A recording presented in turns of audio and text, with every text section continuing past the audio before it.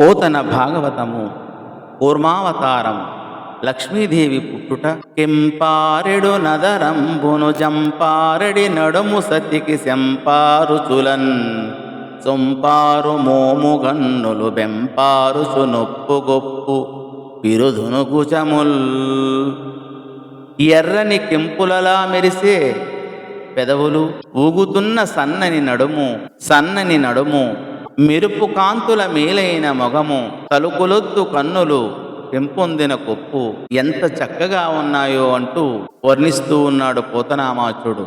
ఈ విధంగా అంటూ ప్రజలందరూ పొగుడుతూ ఉండగా తరుణికి మంగళ స్నానంబు చేయింత మణిపెట్టి నింద్రుడనర్ఘమైన మణిమయ పీఠంబు మంగళావతులైన వేలుపు గరితలో విమలతోయ పూర్ణంబులయ్యున్న పుణ్యాహ కలశంబు లిడిరి పల్లవముల నిత్య భూమి ఎడమి గోవులు పంచగవ్యంబులను నిచ్చే మల శివ సంతుండు మధువు సంగే మునులు కల్పంబు చెప్పిరి మొగిలు గములు పణవ గోముఖ కాహల పటహ మురజ శంఖవల్లకీ వేణు నిస్వనములిచ్చే పాడిరారిరి గంధర్వ పతులు సతులు. ఇలా జనులు అందరూ పొగుడుతుండగా జవరాలైన లక్ష్మీదేవికి మంగళ స్నానం చేయించడం కోసం ఇంద్రుడు వెలకట్టలేని రత్నాలు పొదిగిన పీఠం అమర్చాడు.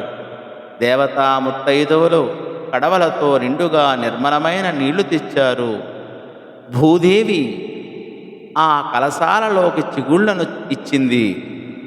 ఆవులు పాలు పెరుగు నెయ్యి పంచిత గోమయాలు అనే పంచగవ్యాలను ఇచ్చాయి. వసంతుడు విరివిగా తేనె అందించాడు. మునులు సంకల్పం చెప్పారు. మేఘాలు పనవాలు గోముఖాలు బాకాలు తప్పెట్లు మధ్యలలో శంఖాలు వీణలు వేణువులు మ్రోగినట్లు ధ్వనించాయి. గంధర్వులు పాడారు.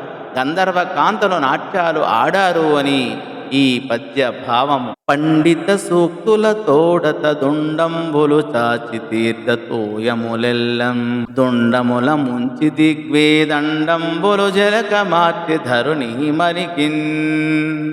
మహాపండితులు మంగళాశీస్సులు పలకసాగారు. దిగ్గజాలు తొండాలు చాచి పుణ్యతీర్థాలలోని జలాలు తెచ్చి అన్నుల మిన్నైన లక్ష్మీదేవికి స్నానం చేయించాయి అని ఈ పద్య భావము. ధన్యవాదములు.